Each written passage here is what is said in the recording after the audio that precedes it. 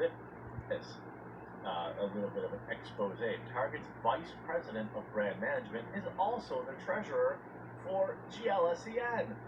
What? Oh, and Target donated $2.1 million to the organization. Gee, what a coincidence. What a coincidence. Marketing executive at Target also serves as treasurer of the LGBT organization, which receives millions of dollars from the retailer and advocates allowing trans and non-binary school students to keep their gender identities secret from their parents. Wow. Carlos Saavedra, 43, is Target's vice president for brand management and also volunteers as director at GLSEN, which supports LGBTQ youth in schools. Details of his role at GLSEN come as Target donations to the organization were placed under the spotlight following backlash from the retailer's Pride Month range, which included cup-friendly women's swimwear. By the way, I saw Alex Stein wearing it. Didn't really hide anything. Also muzzles off on Alex. Target has reportedly donated $2.1 million to this group, whose policies include ensuring school staff should ensure that all personally identifiable and medical information relating to trans and non-binary students is kept confidential. GLSEN's policy said that it should include withholding the information from parents or guardians unless the student has authorized such disclosure. Critics say the policy violates a parent's right to parent their children. Well, I think anybody would say that. Any logical person.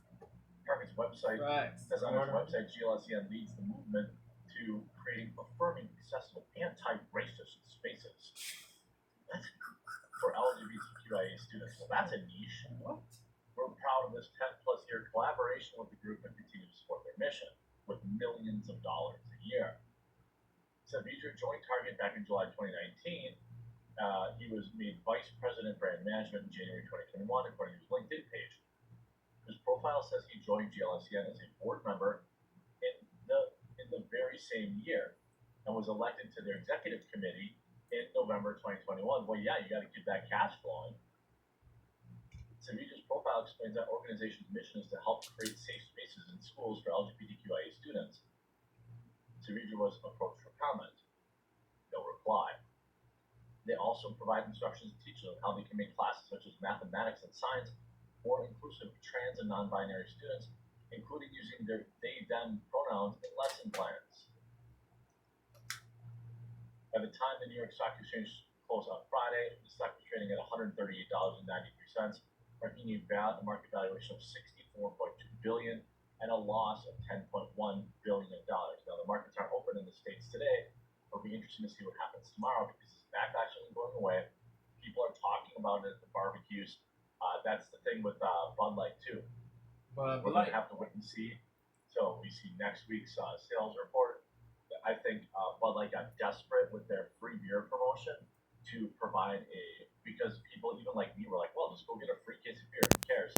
But what that would actually do is inflate their sales numbers to try and get people to reinvest. What's interesting, you see writing from DailyMail.com, a former executive at Anheuser-Busch, which owns Bud Light, explained how consumers have no idea that their money may be used as leverage by major financial institutions to influence popular American brands. In a statement last week, Target, led by CEO Brian Cornell, announced the company had pulled items that have been the center of the most confrontational behavior since introducing this year's collection. We've experienced threats impacting our team members, which, by the way, they lied about and or at least never provided any evidence for it. A sense of safety and well-being at work, the firm said. Given these volatile situations, they're gone well. I mean, the thing is, you're going to have, boycott Target wrap, climbs iTunes charts. Somebody has to stand up for the kids. I saw this video. I 100% respect the hustle. I don't really understand mega rap. I think that's what I would classify this as. But if you like it, that's cool. Like, it's just, I think anything that gets more eyes on it is good. Whether or not you like the song, it doesn't really matter. the fact that people are talking about it, people are listening to it, people Jimmy are sharing Levi, it. I the mean, singer, the he's a track fire is singer. number He 2 collaborated on with the High iTunes Res US hip on hop chart. certain songs. Number 2. This is a war is fire. Like, and number 2. But this is Shout out to High a really Res, great man. thing. The artist wrote, "I had my free speech ripped from me. Lifetime ban on Instagram and Facebook for speaking positivity. When I was an artist before this, a degenerate rap artist, they didn't care if I rapped about negativity and demonizing America. They praise Well, low there's a whole vibrational category of people like this. Tom McDonald is probably the most successful of them. I wouldn't say he's a Loza mega rapper, so to Alexander, speak, but Bryson Gray, he's kind of like Tyson James calling is in out that woke category. stuff in That rap subcategory does of have rap, a market. MAGA rap. Who else? Adam Calhoun. I think he retired from rap. Adam Calhoun.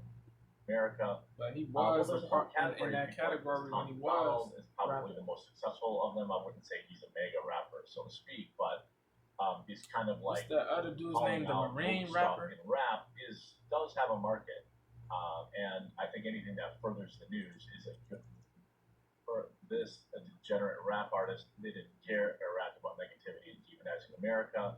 Well, there's a whole category of people like this. Tom McDonald is probably the most successful of them. I wouldn't say he's a mega rapper. So Is to speak, Brian but, next in the MAGA rap he's category? kind of like calling Brian out Nex. woke I stuff think he's in in the rap MAGA rap does category have a too. market.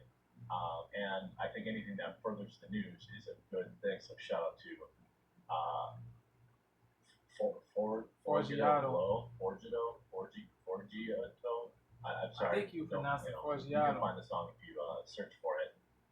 Well, that's it for this installment of Target is Crashing and Burning because they got woke. Don't forget, link in the description. Yeah, man, that's it, bro. Let me know what y'all think, man. Yeah, bro. Yeah, man. There's clowns on each side on the right and on the left.